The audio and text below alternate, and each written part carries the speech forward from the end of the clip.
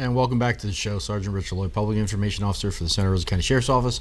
And with me today, I have the distinct pleasure of having Sheriff Bob Johnson with us. How are you, sir? I'm doing good. You say that like I'm not normally on here.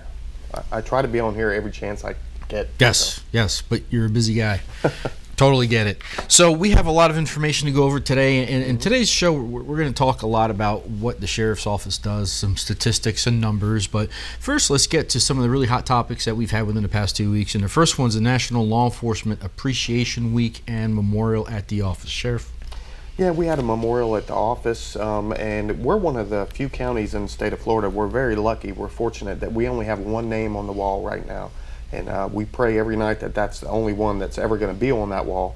But it was Bart Broxson, who was the sheriff of Santa Rosa County back in 1959. He was killed by a drunk driver on Christmas Eve. So he's the last one we put on there. But, you know, I got to go to the National Memorial in Washington, D.C., and they put over 300 names on the wall this year, which brings the total almost to 22,000 on the National Memorial up in D.C. So that's a lot of names, a lot of brave people. It is. Let's talk about some crime trends, and this is really where the rubber meets the road. Is we've had some crime trends taking place within Santa Rosa County, and just within the past couple of weeks, these are some of the things that came up. One of them was the area of Pace has a 475% increase in burglaries, and that is unheard of. Right, car burglaries especially. And when we say 475%, you're thinking, oh my God, they must have 10,000 burglars in a month. No, they don't. Actually, it's around 16 to 20 burglaries for one district in a month is a lot. That's a huge crime trend for us. Whereas you look at surrounding counties, they would look at that and go, yeah, not a big deal. Well, for us, that's a lot of burglaries, and every single one of them have been to vehicles and storage facilities. No. What about the vehicles? Oh, guns, unlocked, and guns inside of them. Yes. So. We speak about this ad nauseum. You see the billboards all over the place with my face on them, which I know you probably don't like looking at. But anyways, I'm up there and I'm saying, please lock your cars. And yet we still have all these cars getting, and I'm not going to say broken into because they're not breaking anything. They're just using the handle and going in and stealing stuff. So, let me say this, Sheriff. It is insulting in its simplicity on how you can fix this crime. It is. Just lock it. Yeah. And we talk about it, like you said, constantly. The other thing was, and the reason I said storage facilities, because we've seen those, so storage unit burglaries. Navarre had 3 instances of it. There were 3 different units. And I got to tell you, Sheriff, looking through some of the locks, even when I was on patrol, there is this one particular lock. The round one. It's the round one that has the tiny little clasp that shows on the top. That thing, although you can't get in it. Yeah. You can't, and it's $15, a little bit more expensive. But if your lock is going to be out on the outside of a building or somewhere where it's accessible, that's the best lock to use. Don't know the name of it, but we're gonna show it. I may have a picture of that here shortly. Right. So overall, storage facilities throughout the county, we've had many of them. If you do have a storage facility, please look at those locks, and a lot of them are sold right there locally at the facility itself. Yeah. We've also had some stolen purses and vehicles that were taken out. An interesting case within the past 2 weeks was there was a stolen purse that had the keys inside of it. Right. The next day, that individual that stole the purse came back and stole the car. Right. Yep, and then, we've got other stuff going on too, like, and this is the bad part right here. So last month we had stolen guns from unlocked vehicles in Pace, 10 in 1 month. 10. 6 in one night. So 6. And these are guns now. This is something that we have to come up against. We're going to talk about traffic stops later, but this is something that can be used against us or another citizen. So number one, don't leave your guns in your car. And I tell everybody, I'm a big Second Amendment guy. I love the Second Amendment, and anybody who can qualify to carry a concealed weapon in Santa Rosa County, I want them to get a permit and carry. I really do. But here lies the problem. People leave their guns in their cars, number one. It's bad enough if you leave it in there and you lock it. If somebody knows there's a gun in there, they might break a window for that. But if you leave it in there and it's unlocked, I mean, it's crazy. And we recovered some stolen guns, and we returned the same handgun to the same person 2 times. Twice. So, I mean, this isn't rocket science. It's just lock, your car doors. I mean, Yes. that's all we can ask of you. And our crime rate would go down drastically. Absolutely. And I remember last year when we looked at that number, Yeah. if we took just vehicle burglaries out, it was a significant change. Yeah, it went from like 15% down to like 2.5 or something. I mean, it was a huge drop. And you know, those are the things we can't prevent as law enforcement officers. We can't prevent people, you know, going into unlocked cars. I mean, sometimes we can if we drive up on them at the right time. That and shoplifting at like Walmart and Target, those are things, you know, I mean, they are what they are. We can't do a lot about those. So those make our crime rates look like they're going skyrocketing. But you take those out of the mix, and our violent crime and everything else is pretty much down. And we want to keep it that way. Absolutely. What do you think are the two nights most likely you're going to get your vehicle burglarized? Well, I know that, so I'm not going to say. But most people say Friday and Saturday, which is not correct.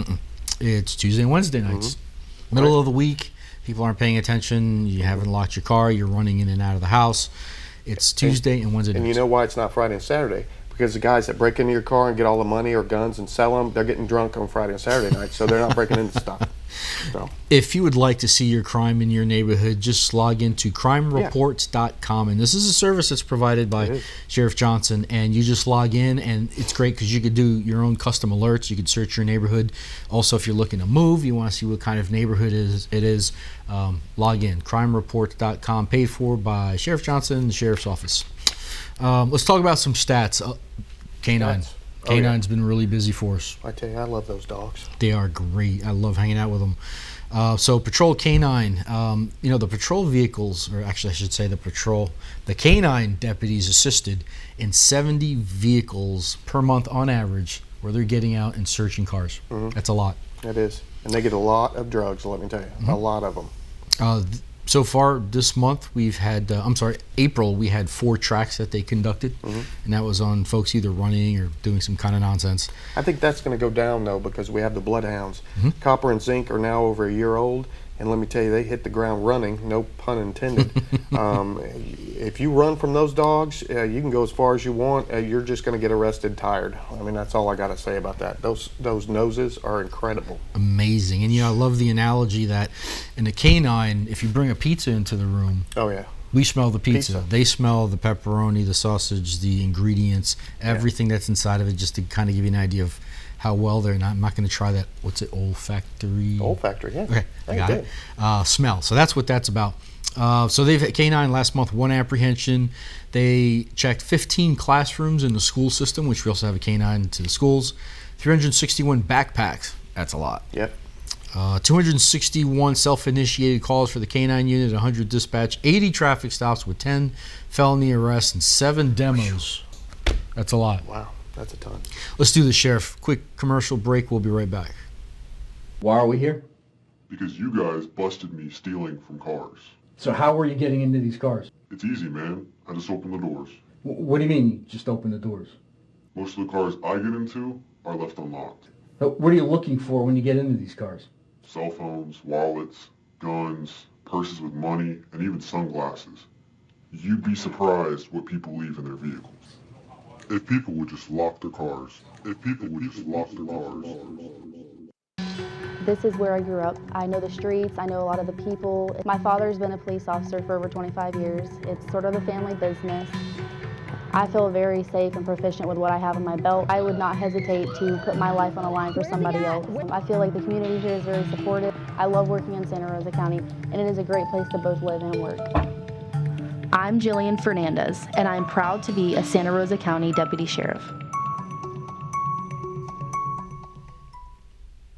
Welcome back. We have so much information. Let's jump right back into it.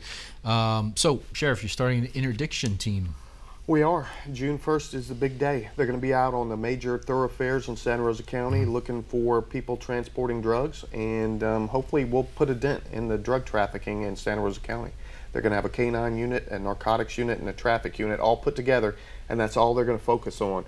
And they're going to be hitting it hot and heavy, and hopefully, we'll get some drugs off the street. Absolutely. It's a great thing, and thank you for doing that, and especially I'm sure the citizens are going to appreciate that, because why is drugs an issue? How does your normal person relate to that? Well, I can tell you, it's real easy to relate to it. If you're a law-abiding Santa Rosa County citizen and you have a nice house and you stay in your house the majority of your time and everything, and you don't see what's going on around you, these car burglaries, why do you think they're breaking into the cars to get stuff? They sell that stuff or trade it for drugs. It's the same way most of the people inside my jail right now. We have 682 beds and we have about 715 people in there. And I'd say over 75% of them are in there for either doing something stupid while they're on drugs, doing something stupid to get drugs, or possessing drugs. So that's a pretty big chunk of our jail. So it affects everybody, not just the criminal element. It's everybody gets affected by it. So let's talk about the most frequent activity at the Santa Rosa County Sheriff's Office that deputies are involved with. Traffic stops.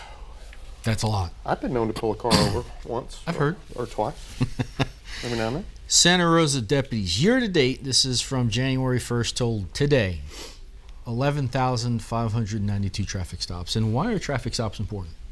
Well, because and it's not just traffic. Number one, traffic enforcement is important because it makes people obey the speed limits and not drive crazy. Mm-hmm. So, and that's one thing that protects everybody, because everybody ends up on the road sooner or later, whether you're a passenger or a driver in a motor vehicle.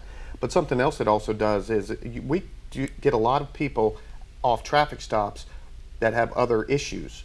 A lot of warrants, a lot of drugs, a lot of guns get recovered off traffic stops. Stolen guns. So when you see an officer pulling over a car, yeah, it may be for an expired tag, but there's no telling what you're going to get out of it. I had the traffic stop in Navarre where I pulled a lady over because her tag was obscured. I couldn't read it. And I ended up getting fentanyl, cocaine, heroin, ecstasy, a bunch of stuff out of it, and a lot of it. So all off a tag stop.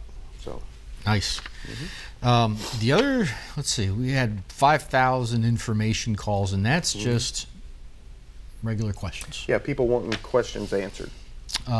Patrol requests and area checks. This one's one of my favorites because this is where we go out and we just look at an area, see what's going on. It could either be intentional, or if someone asks for a patrol request on their home, which is a service we provide. Exactly. If you're going on vacation or you want to, you're going to just be out of town even for 1 or 2 days, you can call us, give us your address, and a deputy on all 3 of the different shifts, sometime during that shift, will drive by your house and make sure everything's okay. And you just have to leave a little bit of information, some contact information, and if there's going to be a car there or if somebody's taking care of your dogs or whatever, you just leave that information with us and we'll check on your house, and it doesn't cost a penny. Mm-hmm. And it's great not only if you're going on vacation, but also if you have a deployment. Sure. Oh, yeah. We have a lot of military in our community. We do. A bunch. The others were, let's see, disturbances. Oh, yeah. That was pretty significant. 1,698. That's a lot year to date. And I bet you out of the 1,698, I'm going to do my amazing Kreskin thing here and say probably 1,600 of them involved alcohol. Yeah. It just seems like, when I work an evening shift, every disturbance you go to, somebody in the disturbance is drunk. Mm-hmm. I mean, it's just it's a common variable that just, I hate to say it, but now you kind of expect it. Mm-hmm. Every time you get there, you're like, I wonder who's going to be drunk on this one. Yep. And you got to be careful, because what happens with drunk people? Oh, yeah, they lose their inhibitions, let me tell you. And all of a sudden you get 1 or 2 that think, hey, even though he's got a gun and a badge, I can take him. Mm-hmm. And that usually doesn't work out well. That's another reason why my jail's full. 1,270 suspicious persons calls.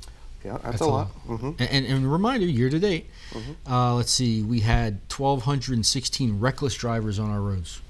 That is high, and we really wouldn't mind getting more, because if you see something, make sure you give us a call. There's a lot that is not reported. Oh, there is.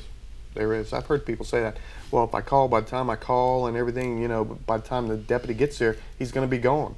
Well, that's not necessarily true. I've had an instance where we got a reckless driver call in Navarre, and they put the tag out, and the guy was sitting in front of me at the traffic light when they put the tag out. And he took off. He didn't see me, and he took off, and I ended up writing him like 3 tickets. But so you never know. If you see something, definitely call us. And please, take care of it. Great point. And please understand, we need to see the violation in order for us to make the traffic stop. Exactly. And we get some frustrated citizens. They're like, he was driving like a maniac, and then you got here and he started to drive normal. Well, that's unfortunately, in the state of Florida, if we don't see the violation, we can't do anything about it. And it's just the way the traffic laws are written in Florida. So.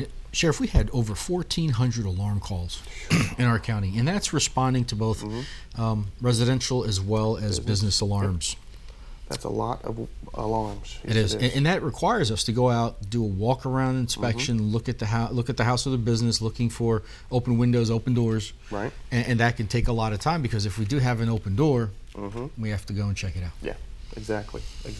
620 welfare checks, 523 thefts, unknown 911 call 523, and that's a high number. And what does that mean in unknown 911? Well, that's basically somebody dials 911 and hangs the phone up. So while we're en route, they try to do a callback, but if they don't get an answer, we're basically going into a situation blind, and we get a lot of those. And that can be pretty scary, because you don't know if it's a kid playing on the phone or somebody's been shot and they can't talk, so they just dial 911. You have no idea what's going on. So. And because of our area, we have a lot of 9-1 or 9 numbers that start. Yes, so we get a lot of missed dials. We sure do. We have to respond. We do, by law. And we'll get that. If your child dials 911 and the operator calls back and you pick up and say, hey, yeah, it's my kid, we're still coming. Because all it takes is for some guy to get on the phone and go, no, yeah, it was my kid, and he just punched his wife in the mouth and he doesn't want anybody to know. So we're coming no matter what, and we're going to have to take a look at the situation when we get there. So. That's a lot. Another one I want to highlight, Sheriff, is accidents, where we had 252 accidents with no injuries. And then we had, let's see if I can find it here on the list. We had accidents with injuries, which is relatively the same number, so 202. So we're looking at over 400 and some traffic accidents we respond to. Yeah, and everyone says, well, I thought that's FHP's thing, and it is. They actually work the wreck, but there are so few troopers that we're always first on scene at an accident. And as a matter of fact, a lot of deputies witness accidents in front of them because we're on the road so much. So we have to do traffic control until the highway patrol gets there, and so it's pretty long and drawn out scenarios for us sometimes. Sheriff, we got a ton more information. Let's go to a quick commercial break, and we'll be right back.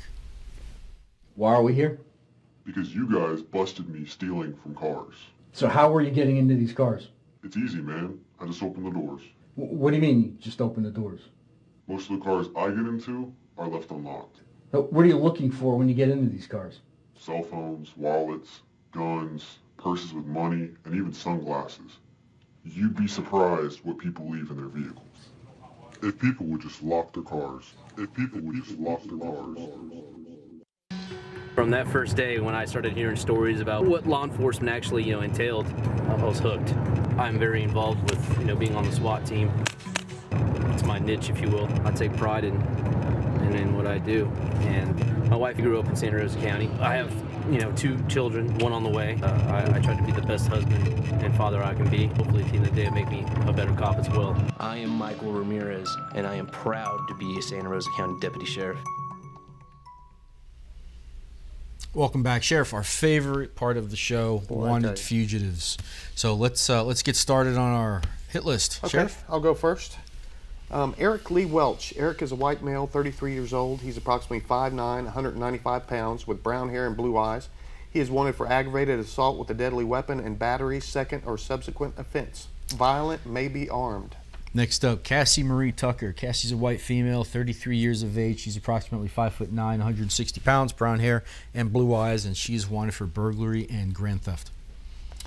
Next up, Leon Deshaun Washington Jr. Leon is black male and 36 years old. He is approximately 5'9", 160 pounds with black hair and brown eyes.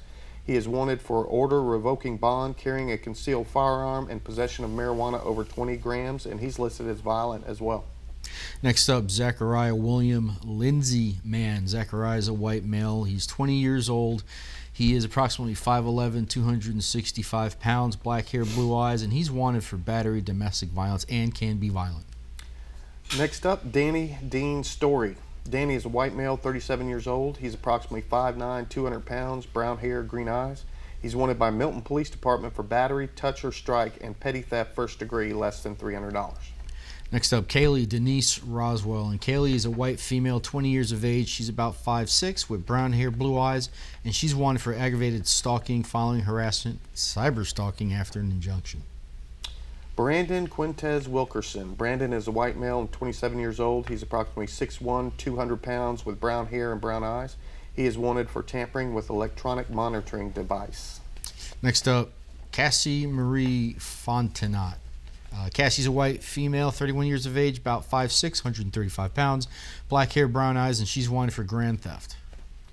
All right, Samantha Lucindy Sneed. Samantha is a white female, 29 years old. She's approximately 5 foot, 135 pounds, with red hair and hazel eyes. Samantha is wanted for grand theft less than $5,000, and she's also flagged violent. And lastly is Chad Sly Forsell. And Chad is a white male, 25 years of age, about 5'10", 145 pounds, brown hair, brown eyes, and he's wanted for grand theft less than $5,000. And if anyone has any information in reference to any of these individuals, contact Crime Stoppers at 437-STOP. You can be eligible up to $3,000. And these people may get arrested by the time you see this, so definitely check and call. Great point, Sheriff. Let's continue with our statistics. So we had 181 medical emergencies year to date. Right. That's a lot. We get a lot of those, and lately we've been using a lot of Narcan. All the officers are issued Narcan for heroin overdoses and any kind of opioid overdoses, and we have been using Narcan pretty steadily. And as a matter of fact, we used Narcan twice on the same guy about, I want to say, about 10 days apart. So talk about not using your second chance wisely. Yes, I hear you on that. Also, firearms complaint, 156 calls year to date. 105 drunk driving calls that we responded to. I'm telling you, a lot of that. That's a lot. 71 fires. Why do we respond to fires? Well, because we're usually first on scene, right? Yeah, we're usually first on scene, and sometimes we can put them out prior to fire department getting there, and other times we're just doing traffic control, especially if we get there and it's a house that's fully involved. We'll block the street off and try to keep the people who want to come sightsee back so the fire department can fight the fire. 55 burglary in progress. That's interesting because that means, hey, somebody's breaking in now. Yeah, right this minute. And that's usually when we get to respond lights and sirens and we go all out for those. Yep. Let me see. 40 sexual batteries, 35 assaults, and the list goes on. And as it goes down, you see that some of these, like 16 shootings.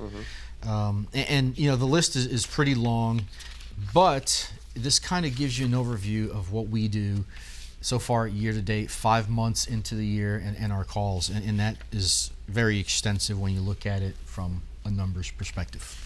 It is, and we need more deputies on the street, to be honest with you, because we have, we're about, I don't know, about 1.6 per thousand citizens right now, and we need to be about 2.2, 2.3 to be the state average. So we're still short on deputies, but I'm going to try to fix that this budget year and get some more guys on the street and gals. Let me jump ahead real quick. So Major Crimes has 65 open and active cases. That's a lot. It is. And the surprising number, Sheriff, that I just got was over 85% are sex related in some way, shape, or form. Yeah. Our civil guys served 2,613 papers. And dispatch, this was interesting. When you think about every time somebody called dispatch, so far year to date, they received 55,548 calls for service. Yeah. Wow, year to date. Yeah, we're staying busy, without a doubt. Open house. Open house, June 1st, Saturday. That's going to be a lot of fun. It is. First one ever. If you come up to the sheriff's office between 10 a.m. and 1 p.m. on that Saturday, you'll get to see all kinds of neat stuff. We're going to have SWAT out there doing demos. We're going to have the canines out there. We're going to have crime scene. All the different departments will be out there, and you can get in there, ask questions, talk to them, see all the equipment, see all the dogs, get to pet the dogs, and it's going to be just generally a good time. We're going to have some things for the kids to do. So bring the whole family. I think you'll get a eye-opening experience as to what we do. If you have any interest in law enforcement and you're interested in working for the Santa Rosa County Sheriff's Office, what a great opportunity to go out and meet who is working the roads and who's working these departments. And if you ever want to know anything, this is the place to be and the time to go. It is, without a doubt. And frequent questions, how many people are coming? Well, we don't know. Yeah, no and I think you covered that because it's the first. Yeah. Hopefully we'll have it Yeah, again. very first one. We're hoping a lot. The more the better. That's the way I look at it. Deputy of the Quarter. We got to talk about our distinguished deputies. Oh, yeah. Sheriff, all yours. Well, see, and now I don't have that page up. All right. See, so it's all yours, actually, because I was looking at the next one. Oh, okay. Gulf Breeze, Daniel Harbaugh.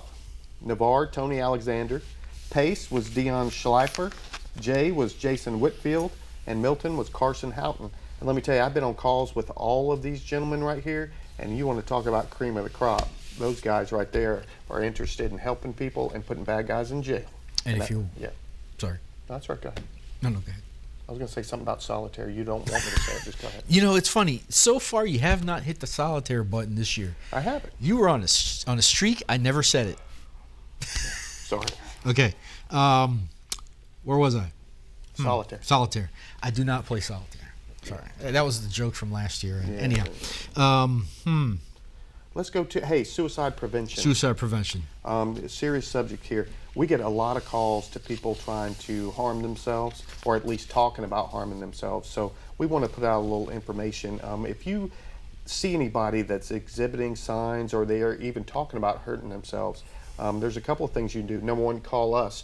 In Florida, we can initiate something called a Baker Act, which means a law enforcement officer, if he feels a person's a threat to themselves or someone else, we can take them into custody. It's not an arrest, and we transport them to the nearest medical facility where they can get mental help. So, and we do a lot of Baker Acts. I don't know. While I'm talking about this, check and see how many we did. Is it on that list? 219. 219 Baker Acts. So that's a lot.